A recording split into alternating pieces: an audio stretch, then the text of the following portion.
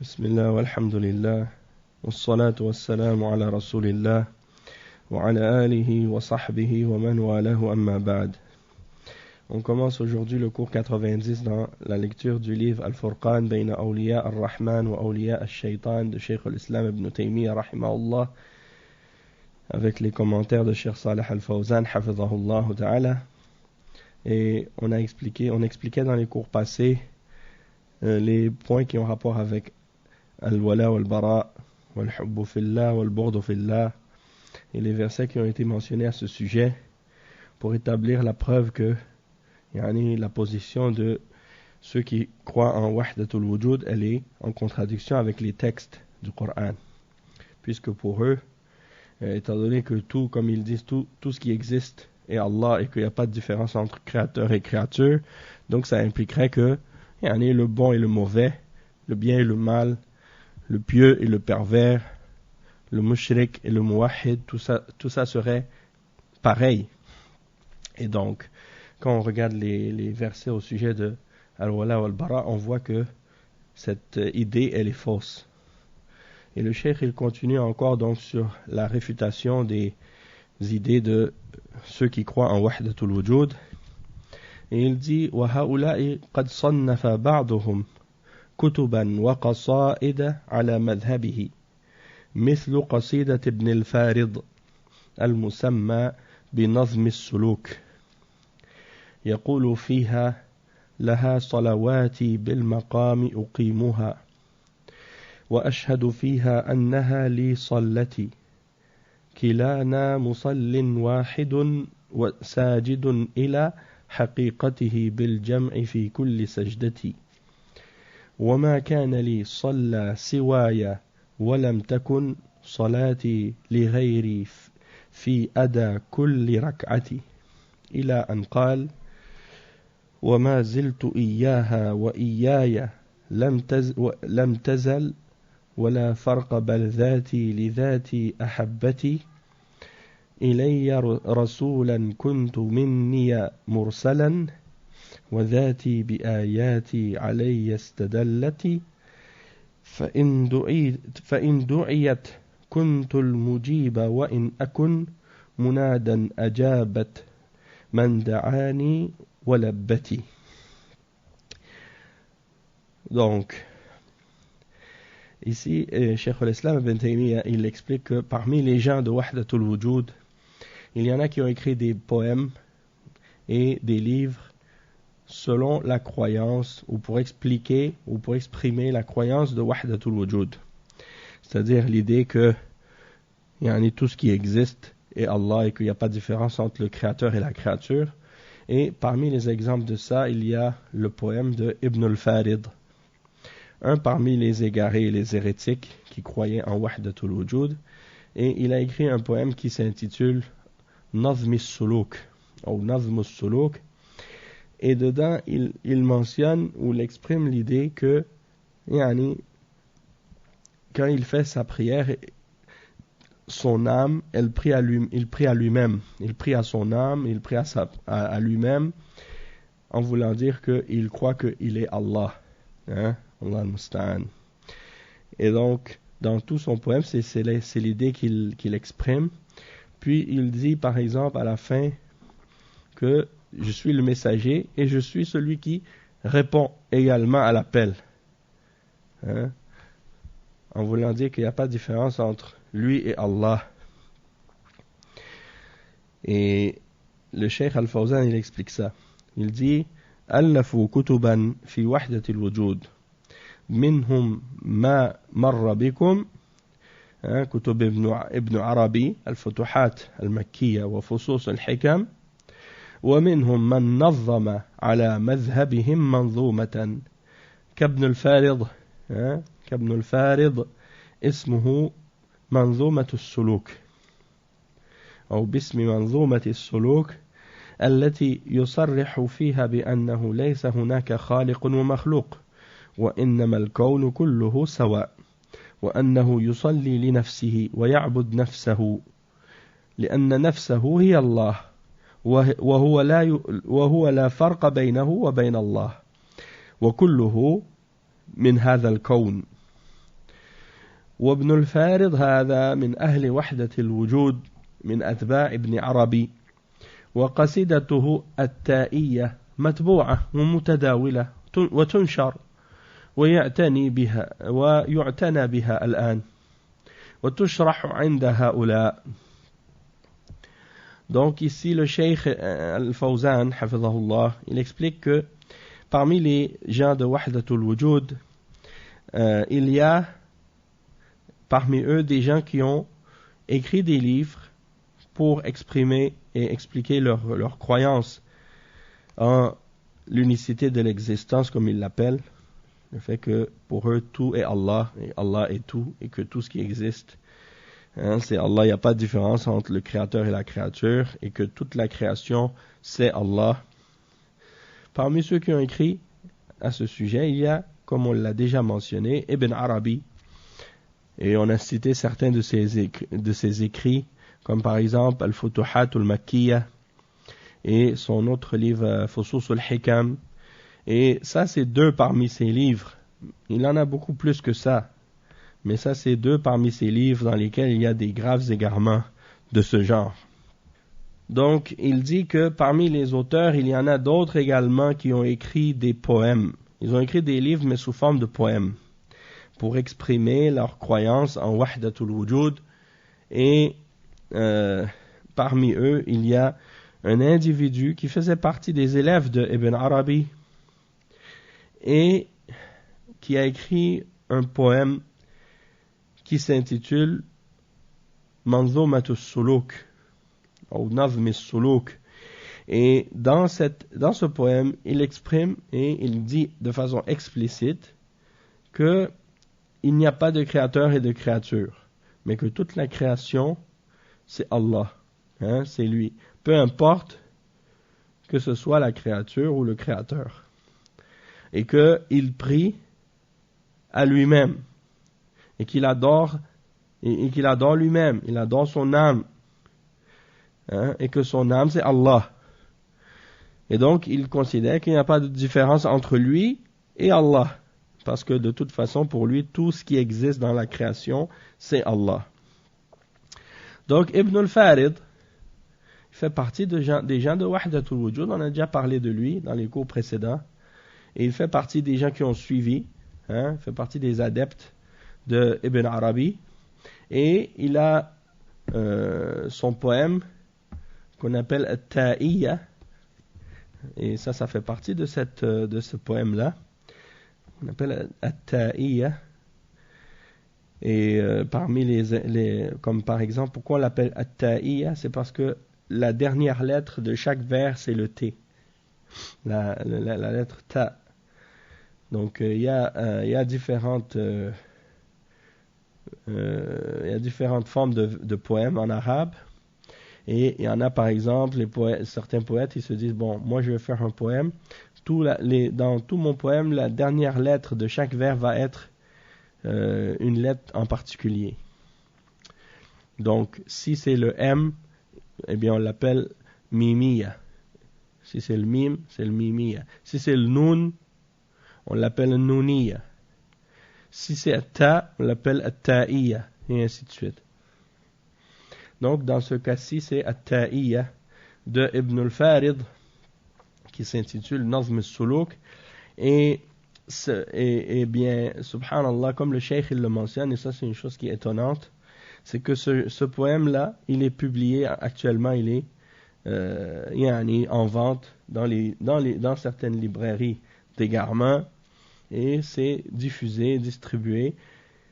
Et il y a des gens qui se chargent de s'occuper de ce genre de poème-là et de sa distribution et de sa publication et de son explication. Chez certains d'entre les soufis, ils s'assoient pour expliquer ces paroles-là. Et c'est comme s'ils utilisent ces livres-là pour faire revivre ces croyances d'égarement et pour les propager. Donc il y a une da'wa à cette voie-là. Il y a une da'wa qui est faite vers cette tendance. Et ça, c'est comme si certains, par exemple, ils s'imaginent que c'est quelque chose qui existe seulement dans les livres. Comme s'ils disent, ah, mais il n'y a personne qui croit en Wahdatul Wujud pour de vrai, c'est juste des trucs, c'est juste des sujets dont les savants ont parlé, hein, dans les livres, et c'était des choses qui se sont produites il y a des siècles en arrière, et que ces choses-là, aujourd'hui, ça n'existe plus, parce que c'est des croyances qui sont mortes, hein, c'est des sectes qui sont mortes et enterrées, on n'en entend plus parler de nos jours. Et ça, c'est totalement faux. Hein? De la même manière que les gens qui adorent les tombes, qui prient à des saints, qui font des pèlerinages aux morts et toutes sortes d'autres formes de shirk, ces choses-là ne sont pas du passé.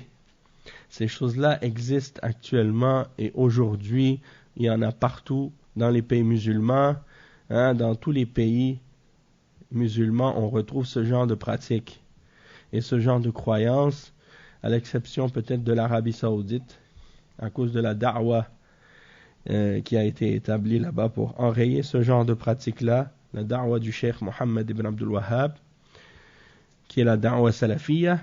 Mais malgré ça, peut-être que parmi les gens qui vont en Arabie Saoudite chaque année pour faire la Umrah ou pour faire le Hajj, eh bien, parmi eux, il y en a qui vont là-bas, puis qui pratiquent ces choses-là lorsqu'ils partent pour le Hajj, et même si ils ne le font pas de façon apparente ou ouverte, mais ils y croient, hein, ils y croient. Parce qu'en Arabie, alhamdulillah, les autorités, ils ne permettront pas à quelqu'un de pratiquer ce genre de shirk de façon apparente et ouverte. Hein, parce que c'est des choses qui sont en contradiction avec l'islam, avec le Coran et la Sunna. Tandis que dans d'autres pays, par exemple, si des gens veulent faire ce genre de choses, on ne va pas nécessairement leur interdire de le faire parce que pour eux, c'est quelque chose qui est permis. Hein? Dans certains pays musulmans, les autorités ne voient pas de mal à ce que des gens adorent des morts ou prient à des tombes. Parce que parmi les gens qui sont justement les représentants de l'autorité religieuse dans ces pays-là, eh bien, on en retrouve qui ont la même croyance, hein, que ces gens-là et qui sont d'accord avec ce genre de pratiques qui sont pourtant en contradiction avec les fondements même du témoignage de la ilaha illallah et des principes fondamentaux de l'islam. Donc ça, c'est des exemples. Et donc, il faut pas dénigrer ou sous-estimer ou négliger l'importance de la clarification de ces égarements-là, hein, ou de dire, par exemple, ah, mais vous, pourquoi vous parlez toujours de ces sujets-là? Il n'y a personne qui croit en ça, il n'y a personne qui dit ça aujourd'hui, et pourtant, c'est faux. Il y en a qui disent ça. Et ces idées-là existent et sont propagées parmi les gens, parmi les non-musulmans et parmi les musulmans. Parce que les soufis, hein, même si on ne les entend pas sur les coins des rues en train de parler de ça, mais dans leur centre et dans leur lieu de culte, les endroits dans lesquels ils se réunissent pour faire leur bid'a et le shirk, eh bien, ils prêchent ces croyances-là, ils enseignent ces croyances-là. Hein? Et aujourd'hui, vous allez sur YouTube, par exemple, et vous trouvez des soufis qui mentionnent ces idées-là ouvertement et qui les prêchent ouvertement et qui font des formes qui pratiquent le shirk et le kufr de façon ouverte et apparente. Hein? Donc, c'est pas des choses qui sont du passé, c'est des choses présentes et qui existent actuellement, et c'est pour cette raison-là que c'est nécessaire de combattre ces croyances-là et de les réfuter avec les preuves du Coran et de la Sunna. Et c'est pour cette raison-là que Cheikh Al-Fawzan, il donne à ça beaucoup d'importance et qu'il fait beaucoup d'efforts pour justement enrayer ces genres de pratiques et de croyances. Le Cheikh, il dit ensuite, Laha, يعني نفسه ليست لله صلاته لأنه كله هو الله كل الدنيا هو الله فأنا أصلي لنفسي لأنني أنا الله هذا كلامه والعياذ بالله. أن نفسي صلت لي وليس هناك صلاة لله وإنما صلت له هو لأنه هو الله ولا فرق بينه وبين الله لأن الكون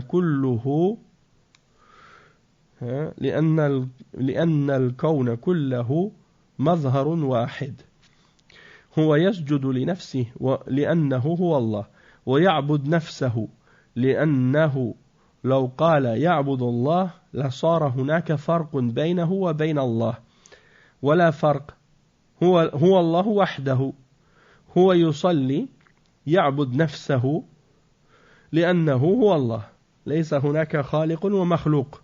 الرسل ليسوا من الله، الرسل منه إليه، رسوله إليه لأنه هو الله. وليس هناك عبد ورب، هو الشيء كله واحد. فالرسل منه وإليه وهو الداعي وهو المجيب. ليس هناك رب يدعى ليس هناك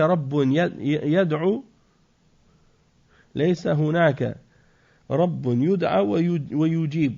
هو الداعي وهو المجيب لنفسه. Donc le cheikh ici il paraphrase leur croyance et il paraphrase qu'est-ce qui est exprimé dans le poème de Ibn al-Farid. Donc quand il commence à partir du passage que Ibn Taymiyyah a cité, laha salawati bil maqami uqimuha ashhadu fiha annaha liya sallati. Donc c'est comme s'il est en train de dire laha, c'est-à-dire à son âme, c'est à lui-même qu'il a prié. C'est pas à Allah qu'il prie, parce que pour lui tout ce qui existe c'est Allah. Donc toute la dunya est Allah. Donc il dit je prie à moi-même parce que je suis Allah. Ça c'est sa parole. Wal'iyadhu billah. Donc c'est grave, des paroles de kufr. Il dit donc mon âme elle a prié à moi-même. Il n'y a pas de prière pour Allah. Il prie uniquement à lui, à lui-même. Pourquoi? Parce que c'est lui qui est Allah. Il est Allah. Et tout ce qui existe est Allah. Donc il n'y a pas de différence entre lui et Allah. Parce que toute la création n'est qu'une seule apparence. Et il dit, donc il se prosterne à lui-même parce qu'il est Allah et il adore sa personne, il s'adore lui-même. Parce que s'il disait j'adore Allah, eh bien ça veut dire qu'il y aurait une distinction entre lui et Allah. Et pour eux, il n'y a pas de différence. Il est Allah lui-même.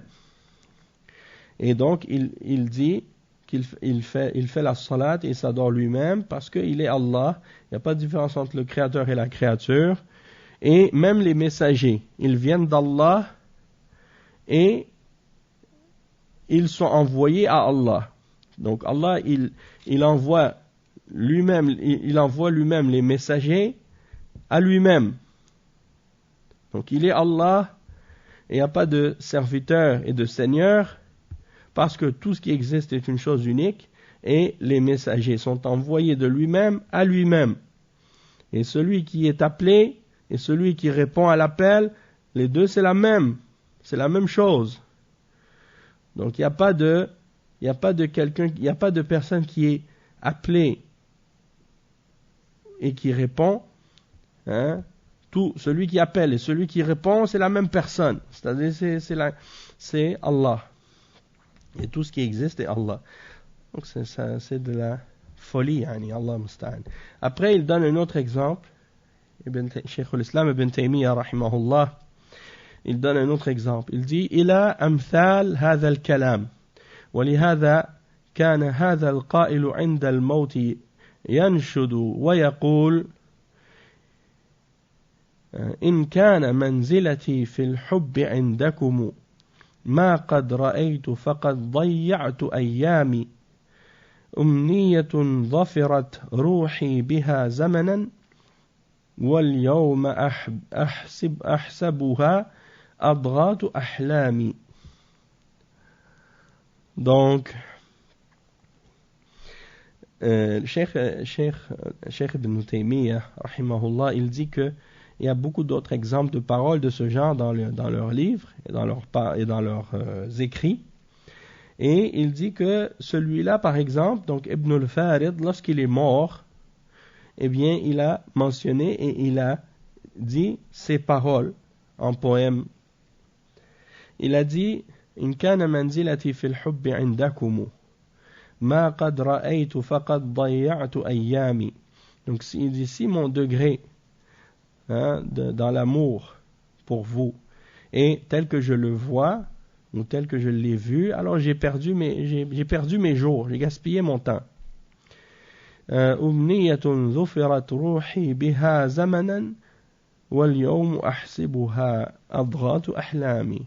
Yani, c'est des faux espoirs dans lesquels mon âme elle a perdu beaucoup de temps et aujourd'hui je les considère comme étant des rêves délirants, des délires de l'âme. Donc, il réalise à la fin de sa vie qu'il a perdu son temps dans ces fausses croyances et dans ces idées et dans ces égarements-là. Parce qu'au moment de la mort, il voit la réalité et il réalise que tout ce qu'il avait comme croyance, eh bien, il voit que c'était totalement faux. Et c'est ça que Ibn Taymiyyah mentionne ici à son sujet. Et Cheikh Al-Fawzan, il explique ça en disant هذا الناظم لما حضره الموت رأى الملائكة تريد قبض روحه يعني أدرك خطأه وأنه على ضلال لكن ما ينفعه ذلك كل كافر عند الموت يعترف بكفره وخطئه لكن ما ينفعه ذلك فات الأوان وإلا إذا انكشف الأمر وحضرت الملائكة كل يعلم خطأه الكفار والملحدون كلهم يعلمون أنهم عباد الكفار والملحدون كلهم يعلمون أنهم عباد وأن لهم ربا يرجعون إليه فيعلنون التوبة لكن لا تقبل وليست التوبة للذين يعملون السيئات حتى إذا حضر أحدهم الموت قال إني تبت الآن لا تقبل التوبة حتى فرعون لما أدركه الغرق قال آمنت أنه لا إله إلا الذي آمنت به بنو إسرائيل وأنا من المسلمين الآن وقد عصيت قبل وكنت من المفسدين لا تنفع التوبة وقت الغرغرة لا تنفع ولهذا كان هذا القائل عند الموت هذا القائل وهو ابن الفارض كما روي هذا عمن حضره عند الوفاة أنه أدرك ضلاله وقال لقد ضيعت أيامي أمنية ظفرت روحي بها زمنا واليوم أحسبها أضغاث أحلامي. يعني تبين أن ما هو عليه أضغاث أحلام ليس له حقيقة وهو باطل. لو كان لا يوجد رب كما يقول والكون كله الرب وجاءت الملائكة تقبض روحه فدل على أنه عبد وأن الملائكة رسل من الرب سبحانه وتعالى. Donc, le cheikh il explique que celui qui a mentionné ces vers ici, c'était au moment de la mort. Il a vu les anges qui veulent venir prendre son âme et il a réalisé à ce moment-là son erreur et qu'il était dans l'égarement. Mais toute personne mécréante, lorsqu'il meurt, il reconnaît son égarement et son erreur et sa mécréance, mais cela ne lui profite en rien. Et cela ne lui profite en rien, pourquoi? Parce qu'il est trop tard. Au moment de la mort, les choses se dévoilent et les anges sont présents. Et chacun reconnaît son erreur à ce moment-là. Que ce soit des kuffars, des athées, des mécréants, des mushrikines, ils réalisent à ce moment-là, c'est-à-dire au moment de la mort, qu'ils sont des esclaves, des serviteurs, et qu'ils ont un Seigneur vers qui ils retournent.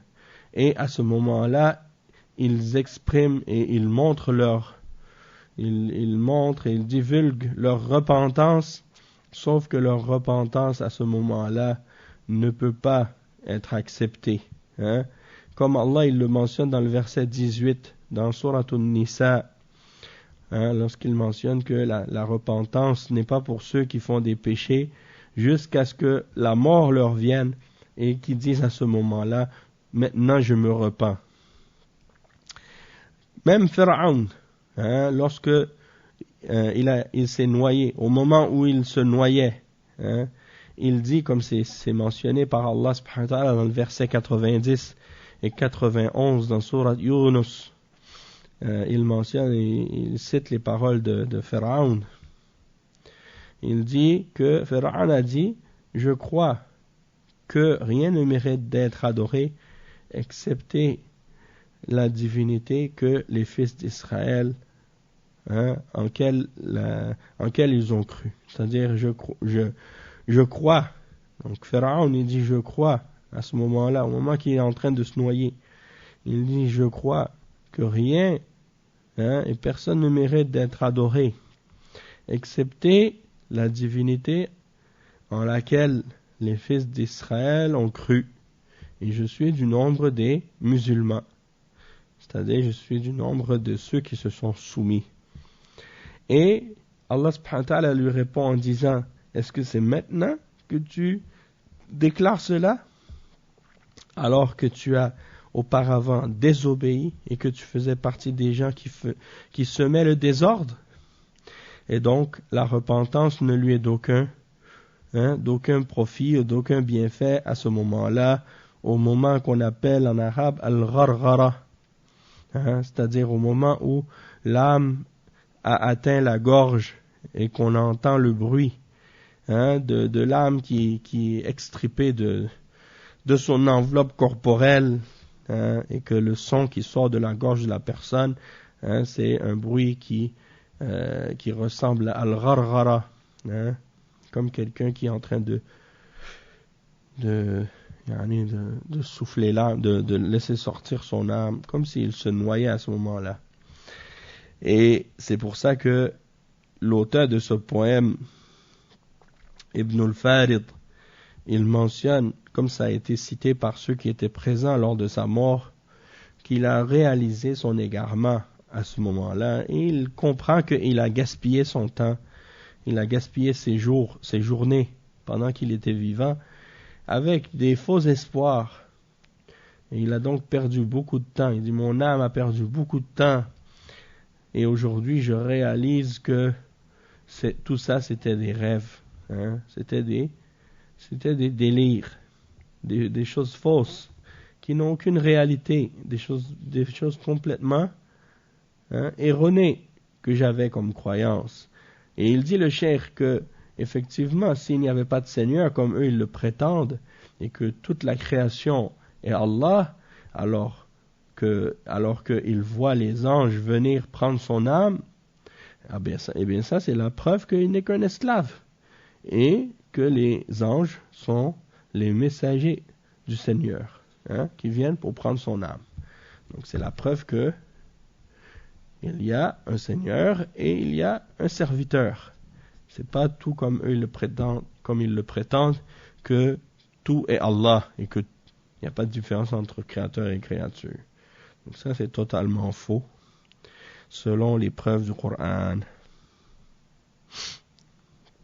Le cheikh il dit ensuite, Cheikh l'Islam Ibn Taymiyyah il continue et il dit, فإنه كان يظن أنه هو الله فلما حضرت ملائكة الله لقبض روحه تبين له بطلان ما كان يظنه. وقال الله تعالى سبح لله ما في السماوات والأرض وهو العزيز الحكيم. فجميع ما في السماوات والأرض يسبح لله ليس هو الله. Donc le cheikh il explique ici d'autres exemples pour réfuter les croyances de ces gens-là. Donc il dit ici par exemple que celui-là, Ibn al-Farid, il pensait qu'il était Allah. Puis lorsque, au moment de la mort, les anges sont venus pour prendre son âme, eh bien il a considéré, il a réalisé la fausseté de ce qu'il pensait auparavant. Et Cheikh Al-Fawzan, il dit à ce sujet, انظر فإنه كان يظن أنه هو الله في حياته فلما جاءه الموت عرف أنه ليس هو الله ومنظومة ابن الفارض هذه رد عليها بعض العلماء بعنوان تنبيه الغبي على كفر ابن عربي على كفر ابن عربي ورد على هذه المنظومة نثرا علق عليها وهو مطبوع وعليه تعليق للشيخ عبد الرحمن الوكيل رحمه الله وهو مطبوع ومتداول الذي رد عليها اسمه البقاعي. Donc le cheikh il dit, regardez maintenant comment Cheikh al-Islam Ibn Taymiyyah il pensait qu'il était Allah pendant sa vie, et lorsque la mort est venue, il a su qu'il n'est pas Allah. Hein? Et donc ce poème de Ibn al-Farid a été réfuté par certains ulama. Et le titre de cette réfutation, c'est le livre Tanbihul Ghabi ala Kufr ibn Arabi. Hein? Donc,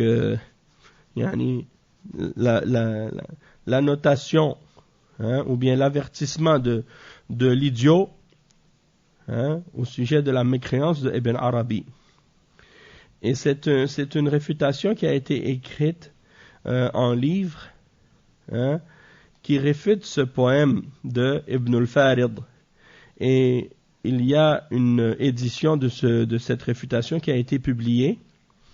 Et il y a sur cette réfutation les commentaires du Cheikh Abdurrahman al-Wakil, rahimahullah. Et cette réfutation, donc, comme on dit, avec les commentaires de Cheikh Abdurrahman al-Wakil, rahimahullah, qui était un des shuyukh de l'Égypte, un des shuyukh de Ansar al-Sunnah al-Muhammadiyah de l'Égypte, qui justement a fait des commentaires très bénéfiques sur ce livre écrit par Al-Bukhari, et il est publié avec les commentaires du Cheikh Abdurrahman, et il a même à un moment donné été distribué gratuitement. Wa alaykum salam wa rahmatullahi wa barakatuh. Ensuite, Ibn Taymiyyah, il mentionne, il dit donc, وهذه الآية سبح لله ما في السماوات والأرض وهو العزيز الحكيم ترد على أهل وحدة الوجود الذين سبق ذكر مذهبهم. والتسبيح معناه التنزيه، أي كل شيء في السماوات والأرض من المخلوقات ينزه الله سبحانه وتعالى عن النقائص والعيوب. ومن أعظم ذلك هذا المذهب الخبيث، فإن جميع ما في السماوات وما في الأرض ينزه الله منه ويبطله، فدل هذا على أن هذه المخلوقات هي غير الله، لأنها تسبح لله، تسبح الله وتنزهه عن الباطل، فهي غير الله عز وجل. يعني فهي غير الله، هي مخلوقة والله هو الخالق. Donc ici Ibn Taymiyyah il a mentionné comme preuve aussi pour réfuter cette croyance de Wahdatul Wujud le verset dans Surat Al-Hadid, le verset 1 dans Surat Al-Hadid, dans lequel Allah subhanahu wa ta'ala il dit سبح لله ما في السماوات وما في الأرض، أو سبح لله ما في السماوات والأرض. نعم. Donc ça c'est un verset dans lequel Allah subhanahu wa ta'ala il dit donc tout ce qui est dans les cieux et sur la terre, tusabbih, Yusabbihu. Sabbaha, le cheikh il dit sabbaha, ça veut dire nazzaha. Yani at-tanzih. Donc at-tasbih, c'est dans le sens de at-tanzih. Et la traduction en français, c'est tout ce qui est dans les cieux et sur la terre glorifie Allah. Mais le terme tasbih, ça veut dire plus que glorifier. Ça veut dire purifier.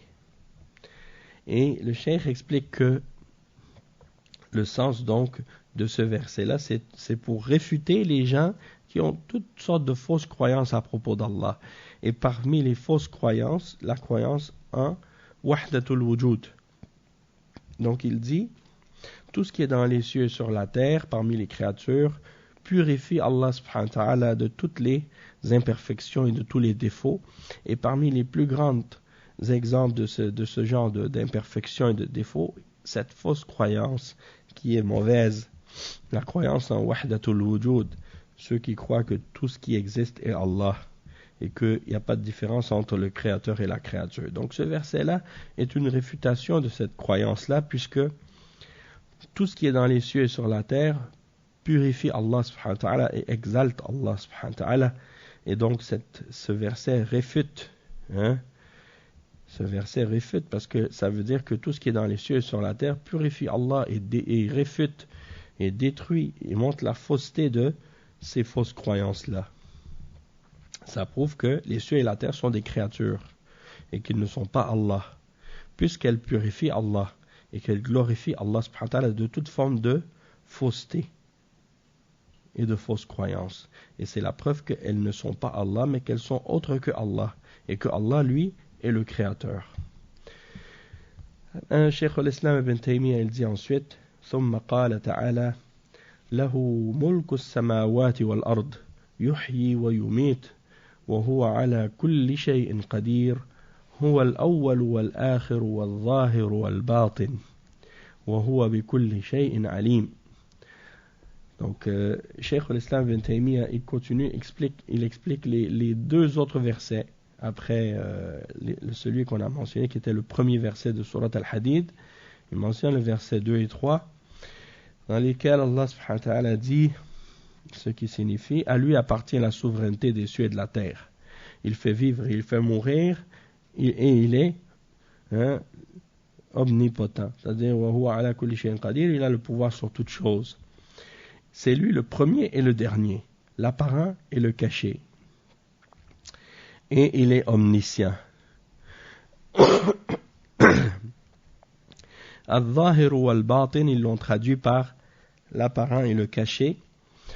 Donc, quand on regarde par exemple l'explication du prophète sallallahu alayhi wa sallam de ce verset-là, dans le dua qu'il a fait, il a dit « Anta al-awwal falaysa qablaka shay » وأنت الآخر فليس بعدك شيء وأنت الظاهر فليس فوقك شيء وأنت الباطن فليس دونك شيء. Donc ça signifie en fait dans ce dua, le prophète sallallahu alayhi wa sallam il dit, c'est toi le premier, il n'y a rien avant toi, et c'est toi le dernier, il n'y a rien après toi, et c'est toi al-zahir, et ici ça veut dire c'est toi qui es au-dessus, c'est toi celui qui est au-dessus, il n'y a personne au-dessus de toi. Wa anta al-batinu falaysa dunaka shay. Et al-batinu, il a dit c'est toi le plus près, il n'y a personne qui est plus près de toi, il n'y a personne qui est plus près que toi. Parce que Allah subhanahu wa ta'ala, il est au-dessus de sa création et en même temps il est plus proche de sa création par sa science, par sa connaissance, par son ouïe, par sa vue et aussi par ses anges. Donc ça c'est l'explication donc de ce verset-là, et le cheikh il l'explique justement, on va lire son explication ici, les commentaires de cheikh al-Fawzan, il dit فهو مالك هذه الأشياء وليست هي هو لا يمكن أن يكون شيء واحد المالك والمملوك فهناك فرق بين المالك والمملوك. الله له الملك، له ملك السماوات والأرض، فالسماوات والأرض ومن فيهن غير الله سبحانه وتعالى يحيي ويميت وهو على كل شيء قدير يجعل الحياة في المخلوقات حياة النمو كالنباتات والأشجار وحياة الحركة كالحيوانات فالله هو الذي يجعل فيها الحياة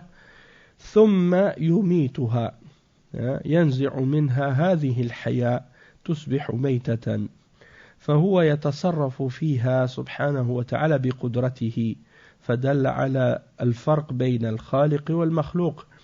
Donc le cheikh il explique comme Allah il le mentionne dans ce verset au début, lahu mulku samawati wal ard, à lui appartient la possession de tout ce qui est dans les cieux et sur la terre. C'est lui le maître, c'est lui le maître, le propriétaire des cieux et de la terre.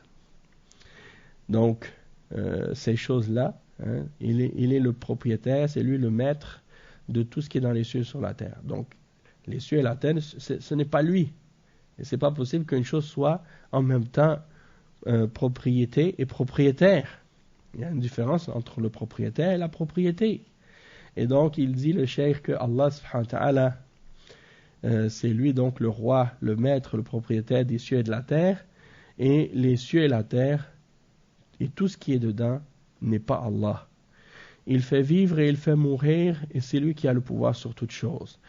Et le cheikh explique ici que Allah subhanahu wa ta'ala il donne la vie aux créatures, soit la vie par la croissance, comme par exemple les plantes et les arbres qui continuent de croître et de grandir, ou bien la vie du mouvement, comme les animaux qui non seulement elles grandissent, mais aussi elles bougent, et elles ont un mouvement, donc comme les êtres humains et les animaux.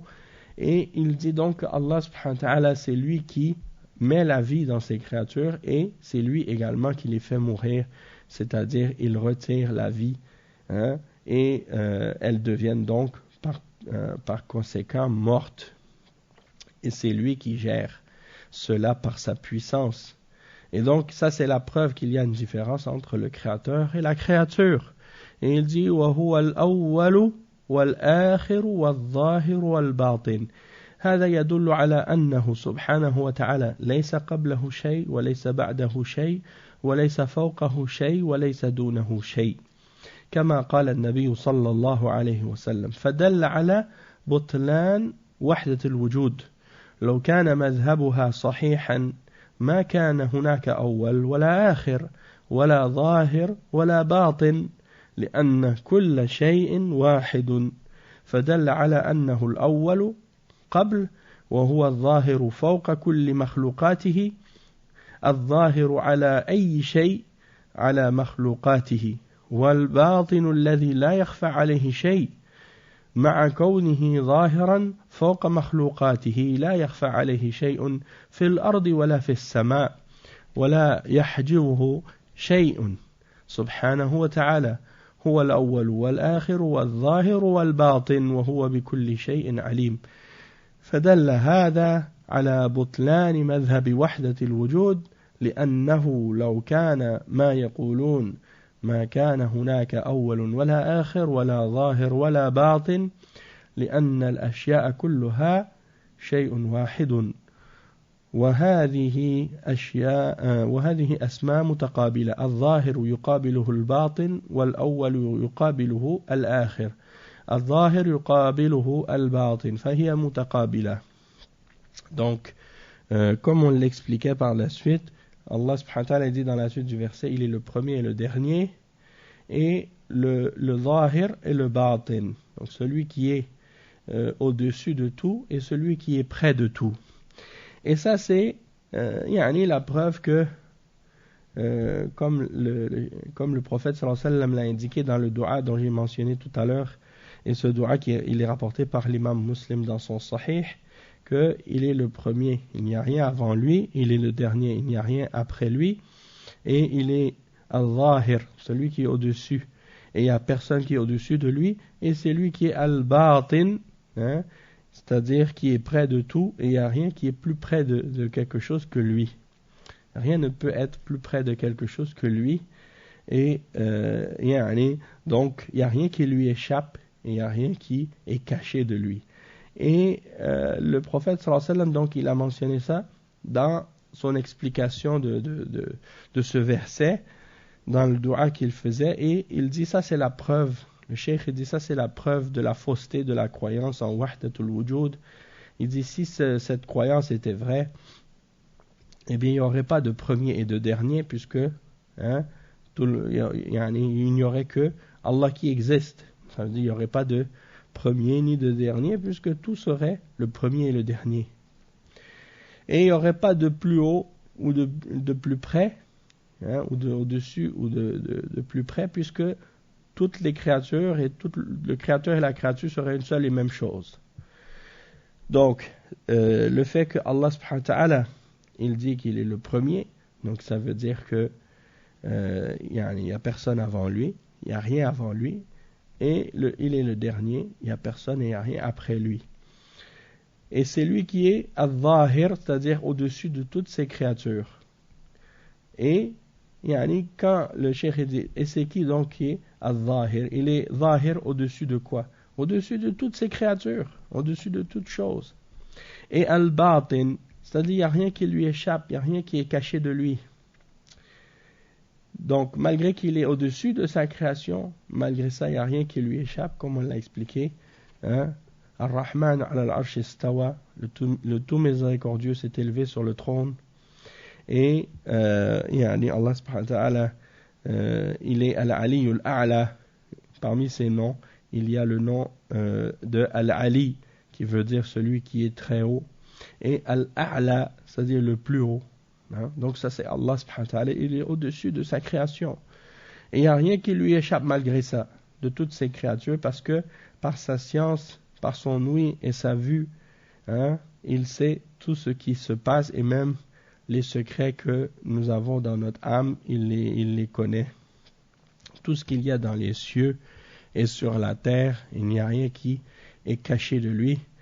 Donc, ce verset est une réfutation de la fausseté de la croyance en Wahdatul Wujud. Et, c'est ça.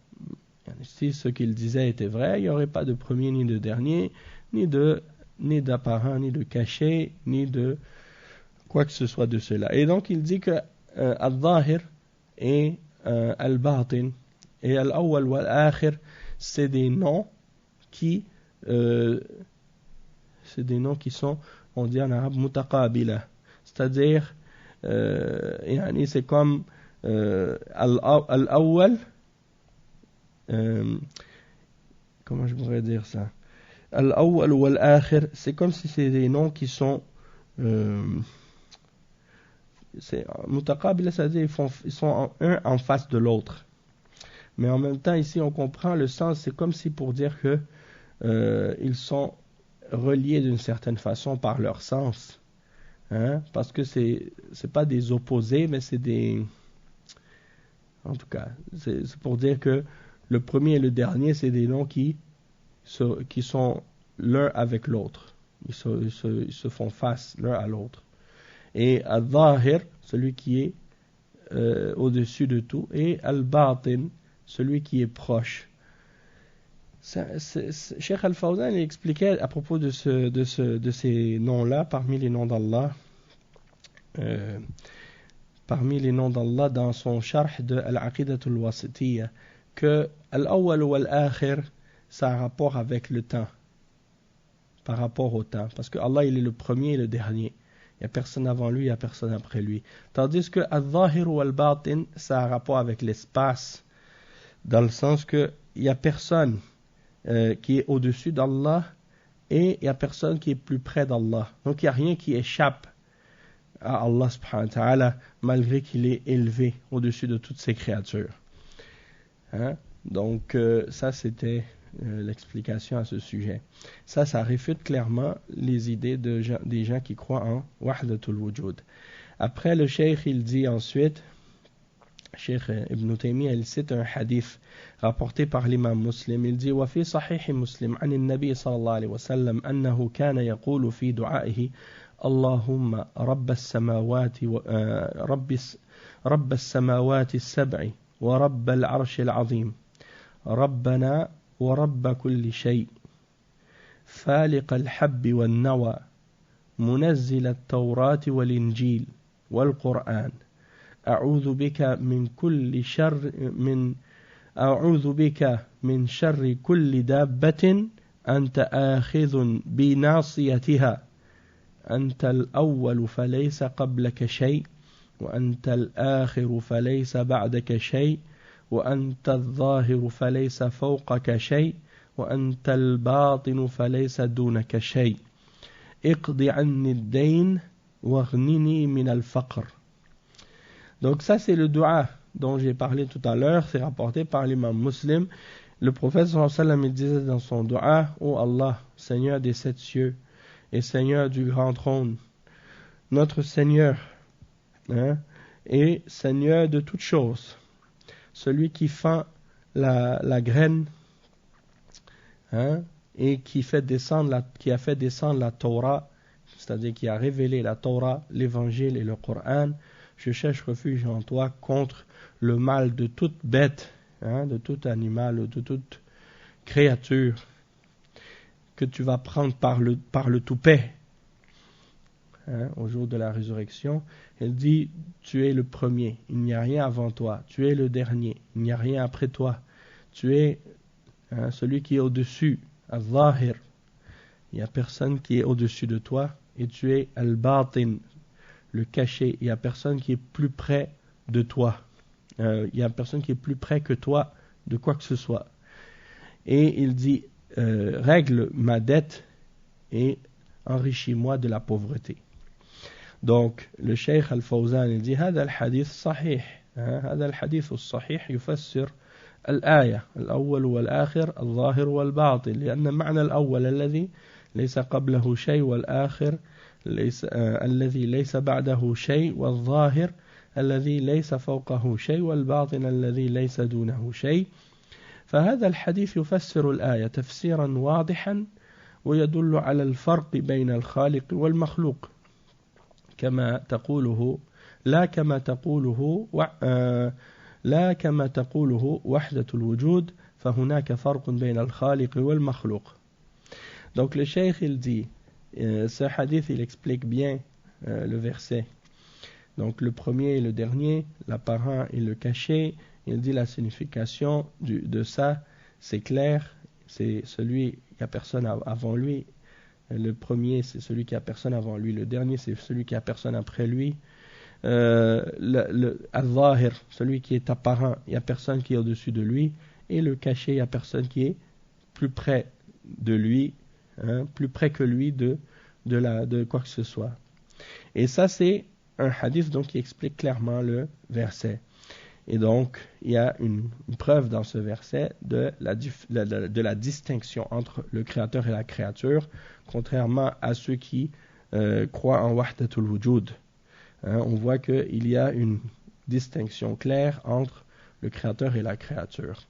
Après il dit: ثم قال هو الذي خلق السماوات والأرض في 6 أيام ثم استوى على العرش يعلم ما يلج في الأرض وما يخرج منها وما ينزل من السماء وما يعرج فيها وهو معكم أينما كنتم والله بما تعملون بصير.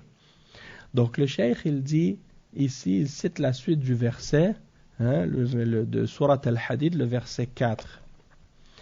Et dans ce verset-là, Allah subhanahu wa ta'ala il dit ce qui signifie: c'est lui qui a créé les cieux et la terre en 6 jours, puis il s'est élevé sur le trône. Il sait ce qui pénètre dans la terre et ce qui en sort, et ce qui descend du ciel et ce qui y monte, et il est avec vous où que vous soyez. Et Allah observe parfaitement ce que vous faites. Et Cheikh Al-Fawzan il fait le tafsir maintenant de ce verset-là, et il dit: هذه الآيات من مطلع سورة الحديد هو الذي خلق السماوات والأرض في 6 أيام خلقها بجميع ما فيها. هذا دليل على الفرق بين الخالق والمخلوق وأن الله هو الخالق وما سواه فهو مخلوق في 6 أيام أولها يوم الأحد وآخرها يوم الجمعة ففصل فيها الخلق كما جاء في الحديث أنه خلق في يوم الأحد كذا، وخلق في يوم كذا، وكما في الآية الأخرى التي تفصل كيفية خلقه للسماوات والأرض في هذه الأيام الست. قل أئنكم لتكفرون بالذي خلق الأرض في يومين وتجعلون له أندادا ذلك رب العالمين وجعل فيها رواسي من فوقها وبارك فيها وقدر فيها أقواتها في 4 أيام سواء للسائلين. يعني خلقها في يومين، وتقدير الأشياء التي فيها في يومين هذه 4 أيام. ثم استوى إلى السماء وهي دخان فقال لها وللأرض ائتيا طوعا أو كرها قالتا آتينا طائعين فقضاهن 7 سماوات في يومين. إذا جمعت يومين ويومين ويومين تكون كم تكون 6 أيام. فهذا تفصيل لما أجمل في هذه الآية في 6 أيام. والله على كل شيء قدير، يقدر أنه يخلقها،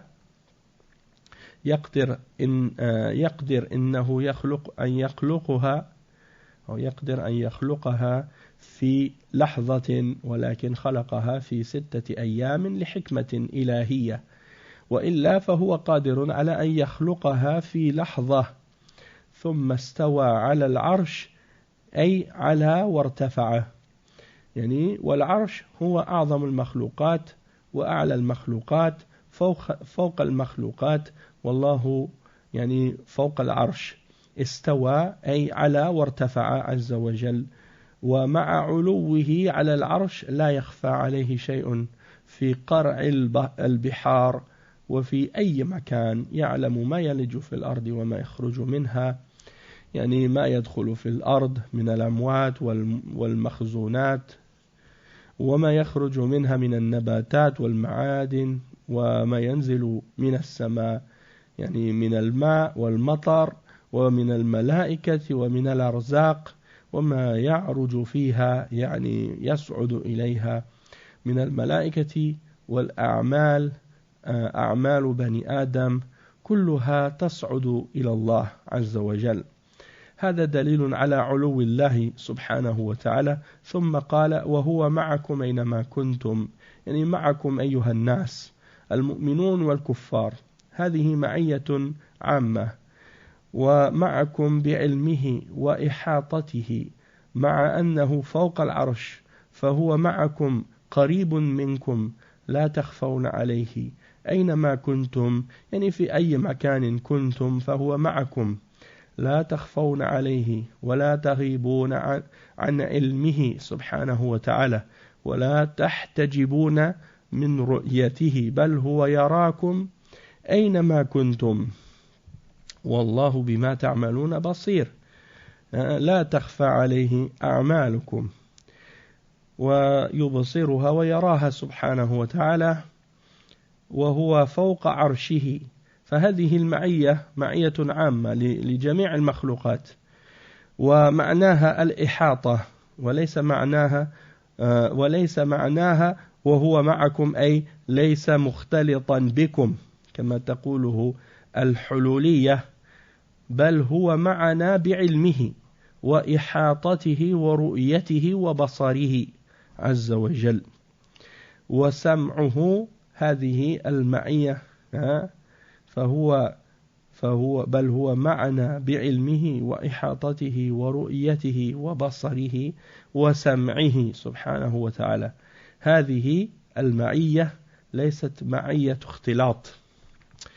Ok, donc ce passage-là, c'est un passage très très important et très très bénéfique à comprendre.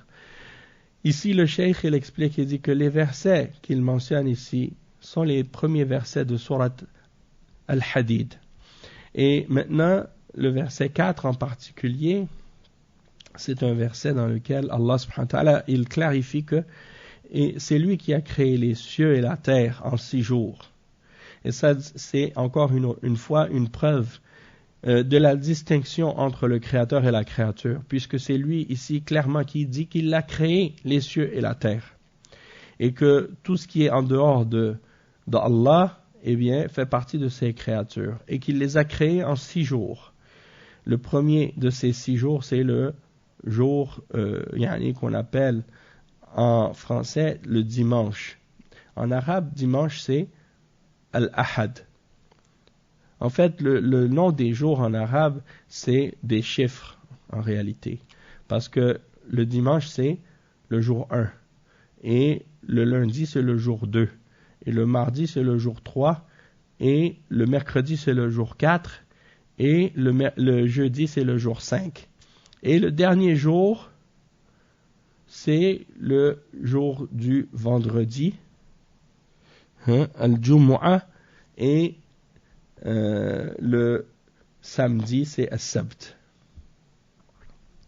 Donc, ça, c'est les 6 jours de la création du dimanche au vendredi. C'est les 6 jours de la création. Et il dit, le cheikh, ici que Allah subhanahu wa ta'ala, il mentionne dans le verset qu'il a créé les cieux et la terre en 6 jours. Puis, il explique que ces 6 jours ont été détaillés dans certains hadiths et dans certains versets. Donc, il y a des versets dans lesquels, il y a des hadiths dans lesquels le prophète sallallahu alayhi wa sallam a expliqué que certaines créations ont été créées tel ou tel jour.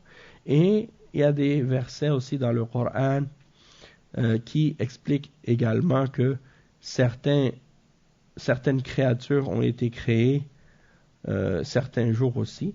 Et il mentionne comme exemple les versets dans Surat Fussilat, les versets détaillés au sujet de la création justement, versets 9, 10, 11 et 12. Donc, Allah subhanahu wa ta'ala, il dit, ce qui signifie dans Surat Fussilat, de 9 à 12, dit, reniez-vous l'existence de celui qui a créé la terre en 2 jours. Donc ici, il mentionne la création de la terre en 2 jours. Et lui donnerez-vous des égaux, tel est le Seigneur de l'univers. Ensuite, il dit, c'est lui qui a fermement fixé des montagnes au-dessus d'elle, la bénit et lui assigna ses ressources alimentaires en 4 jours d'égale durée. Telle est la réponse à ceux qui s'interrogent. Donc ça veut dire 2 plus 2, ici ça fait 4. Ça fait 4 jours. Et il s'est ensuite adressé aux cieux. Donc la terre, il a donné 4 jours pour la création de la terre et ce qui est dessus. Et ensuite le verset 11, et il s'est ensuite adressé aux cieux, qui était alors en fumée, et lui dit ainsi qu'à la terre, venez tous deux, bon gré, mal gré, et tous deux dirent, nous venons obéissants. Et le verset 12, il décréta d'en faire 7 cieux en 2 jours, et révéla à chaque ciel sa fonction. Et nous avons décoré le ciel le plus proche de la dunya, c'est-à-dire comme il dit, et nous avons décoré le ciel le plus proche de lampes, c'est-à-dire les étoiles, et l'avons protégé. Tel est l'ordre établi par le puissant et l'omniscient. Donc ça veut dire que le ciel qu'on voit, quand on regarde le ciel la nuit, tout ce qu'on voit comme étoile, ça c'est Sama Dunya. Ça c'est le dernier, le plus proche des 7 cieux. Et donc, ça nous montre la grandeur de la création d'Allah subhanahu wa ta'ala. Donc, le total, le cheikh il dit, si on calcule 2 jours plus 2 jours plus 2 jours, le total ça fait 6.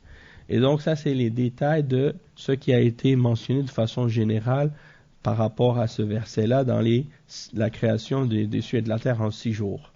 Et Allah subhanahu wa ta'ala, il est capable de faire tout ce qu'il veut. Il a le pouvoir de faire ce qu'il veut, et il a le pouvoir sur toute chose. S'il voulait créer les cieux et la terre en un seul instant, il aurait pu les créer en un seul instant. Mais il a voulu les créer en 6 jours pour une sagesse. Et ensuite il dit, la suite du verset, ثُمَّ اسْتَوَى عَلَى الْعَرْشِ, c'est-à-dire puis il s'est élevé sur le trône. Istawa en arabe signifie ala wartafa'a, c'est-à-dire s'élever, monter au-dessus de quelque chose ou s'élever. Et al-arsh, c'est le trône. Et c'est la plus grande de toutes les créatures. Parmi tout ce que Allah a créé, il n'y a rien qui est plus grand que al-arsh. Et c'est plus grand que les cieux et la terre et tout ce qu'il y a dedans. Et ensuite, il dit, c'est la plus haute, la plus élevée de toutes les créatures, et c'est la plus grande de toutes les créatures, et elle est au-dessus, le trône est au-dessus de toutes les autres créatures. Et Allah est au-dessus du trône.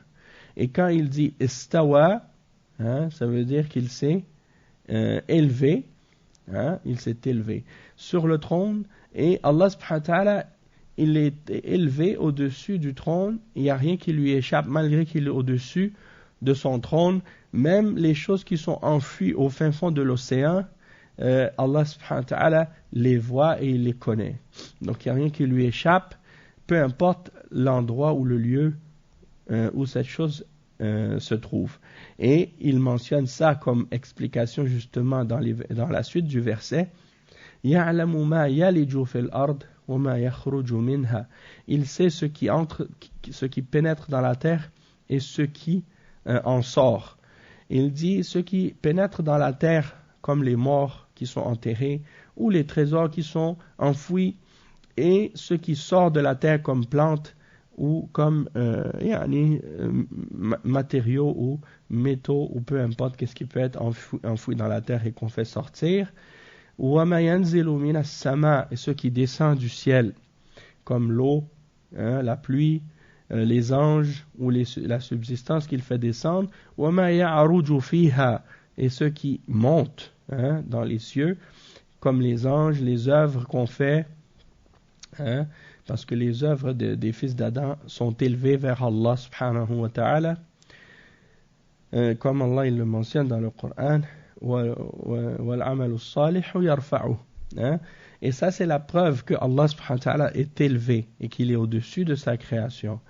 وَهُوَ مَعَكُمْ أَيْنَمَا كُنْتُمْ, et il est avec vous où que vous soyez, c'est-à-dire ô vous les hommes, que vous soyez croyants ou non croyants, que vous soyez نعم. الإمام مالك رحمه الله قال الاستواء معلوم أو الاستواء قال الاستواء غير مجهول وفي رواية الاستواء معلوم والكيف غير معقول أو في رواية والكيف مجهول والإيمان به واجب والسؤال عنه بدعة. يعني donc ça c'est la parole célèbre de l'imam Malik rahimahullah à propos de l'istiwa.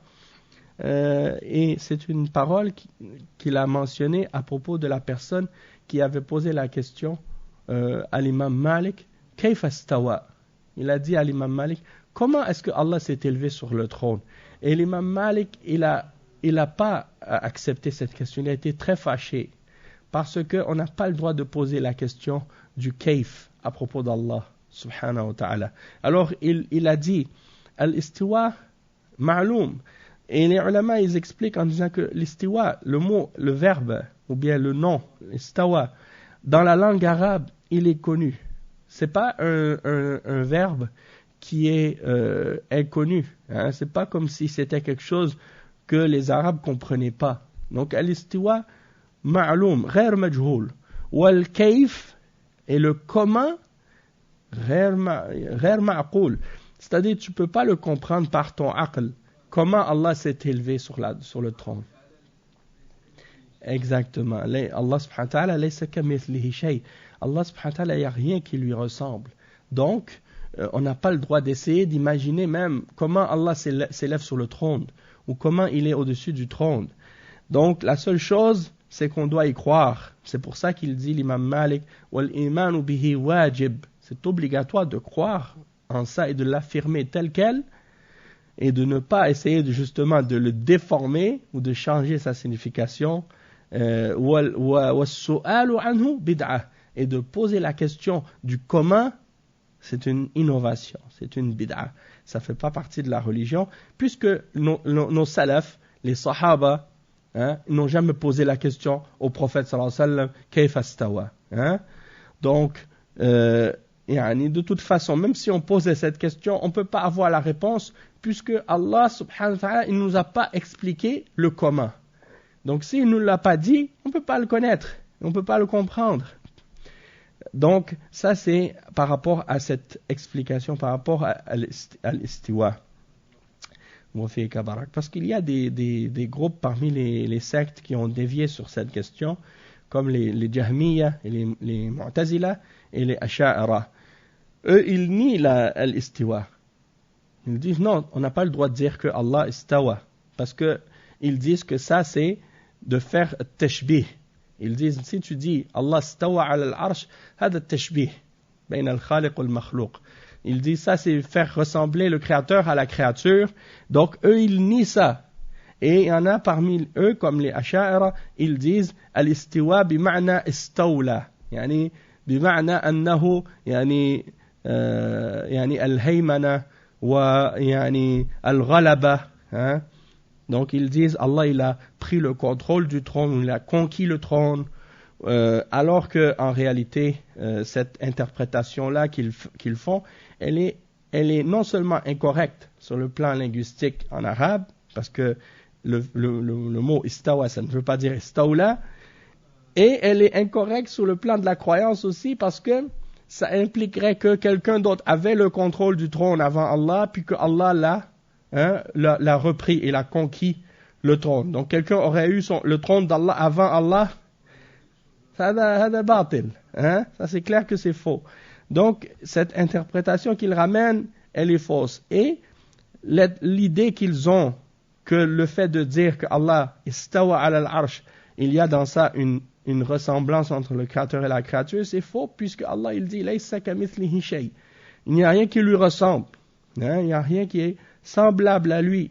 Wa huwa as-sami' al-basir. Il est l'audient et le voyant. Allah il est audient et voyant. Et les êtres humains sont audients et voyants. Mais l'ouïe d'Allah correspond à Allah, à sa perfection et à sa grandeur et à sa majesté. Et l'ouïe de la créature correspond à la créature. Comme l'être humain, la créature, elle est imparfaite et incomplète, eh bien son ouïe et sa vue est incomplète et imparfaite également. Et il n'y a pas donc de tashbih, il n'y a pas donc de ressemblance entre le créateur et la créature. Et la même chose qu'on dit à propos de as-sam' wal-basar, on peut le dire aussi à propos de al-istiwa, wal-yad, wal-ayn, yani toutes les autres attributs également. D'accord?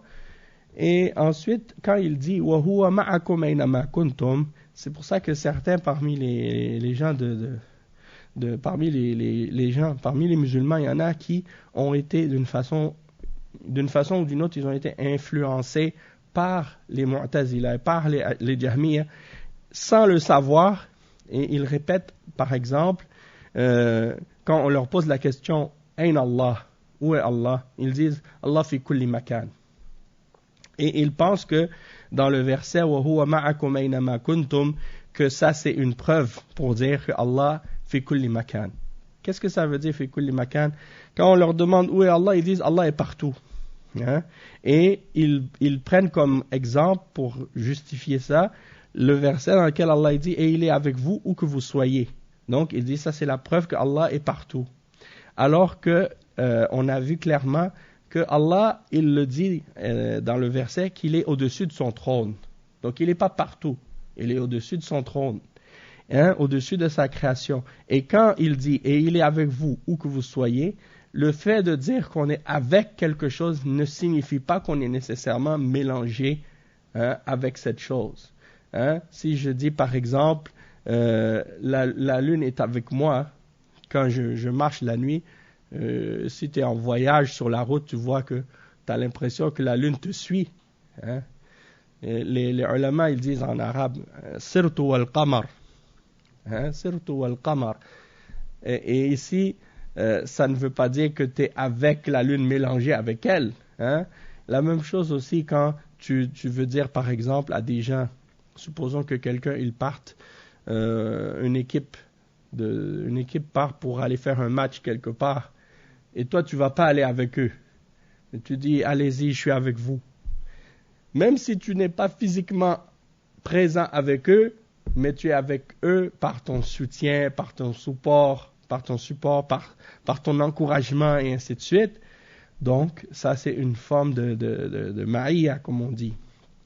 Et ici, le cheikh, il explique, il dit, le fait qu'Allah dise qu'il est avec sa créature ici, il est avec vous, avec toutes ces créatures, qu'ils soient croyants ou non croyants. C'est ce qu'on appelle al-ma'iyyatul amma, c'est-à-dire le fait qu'il soit avec ces créatures de façon générale par sa science, par le fait qu'il les cerne et qu'il les enveloppe par sa science et par sa connaissance, malgré qu'il est au-dessus de sa création, il est avec sa créature, il est proche de ses créatures et il n'y a rien qui leur échappe. C'est comme si par exemple, je donnais un exemple à des gens parfois, si je vais en voyage par exemple, je suis dans un autre pays, dans un autre continent, et dans mon téléphone, j'ai l'application pour voir les caméras de la mosquée. Donc, malgré que je suis en Afrique, ou en Europe, ou en Arabie, pendant que moi je suis là-bas, sur mon téléphone, je vois qu'est-ce qui se passe dans cette mosquée. Donc, ça veut dire que je peux être présent ici et voir ce qui se passe malgré que je ne suis pas présent en personne. Ça, c'est un exemple par rapport aux êtres humains. Comme on dit, وَلِلَّهِ الْمَثَلُ الْأَعْلَى. Allah subhanahu wa ta'ala a l'exemple le plus parfait, le plus grand encore. Donc, ça veut dire que si un être humain il est capable à distance de voir dans un endroit qu'est-ce que les gens font alors qu'il n'est même pas présent, que dire d'Allah qui lui voit tout et sait tout et entend tout. Donc, ça veut dire qu'il cerne et il enveloppe, et comme il dit il cerne et il enveloppe sa créature par sa science et sa connaissance et son ouïe et sa vue, et il dit même dans certains versets وَهُوَ أَقْرَبُ إِلَيْهِ مِنْ حَبْلِ الْوَرِيدِ, il est plus proche de lui que sa veine jugulaire, la veine qui est dans son cou. Et dans un autre verset, il dit وَنَحْنُ أَقْرَبُ إِلَيْهِ مِنْكُمْ وَلَكِنْ لَا تُبْصِرُونَ, et nous sommes plus près de lui que vous, mais vous ne voyez pas. Allah subhanahu wa ta'ala, il est plus près de ses créatures par sa science et par ses anges qui viennent à ce moment-là arracher son âme au moment de la mort. Donc, ici, on parle d'être avec la créature, non pas d'être mélangé avec la créature ou d'être fusionné avec la créature, contrairement à ce que pensent les soufis, mais plutôt d'être avec la créature par la connaissance, avec la science, et par la vue et par l'ouïe. Donc, il est au-dessus de sa création, il n'y a rien qui lui échappe, il n'y a rien qui est caché de lui, et il sait et il voit tout ce qui se passe, malgré qu'il est au-dessus de sa création. Donc, on parle ici de cerner et de la connaissance. Non pas comme les gens de Hulul, parmi les soufis, qui croient qu'il est mélangé avec sa création ou qu'il est partout, comme avec sa personne ou son être, mais il s'agit ici du fait qu'il voit, il entend et il sait tout et il cerne tout de sa science. Donc ça c'est la signification de ce verset ici. Donc on va s'arrêter ici pour aujourd'hui, Inch'Allah. Demain on continuera. Demain c'est Jumu'ah, donc on va continuer ça la semaine prochaine, Inch'Allah. Avec la suite de ces clarifications-là. Subhanakallahumma wa bihamdik, ashhadu an la ilaha illa ant, astaghfiruka wa atubu ilayk, wa sallallahu wa sallam ala nabiyyina Muhammad, wa ala alihi wa sahbihi ajma'in, wassalamu alaykum wa rahmatullahi wa barakatuh.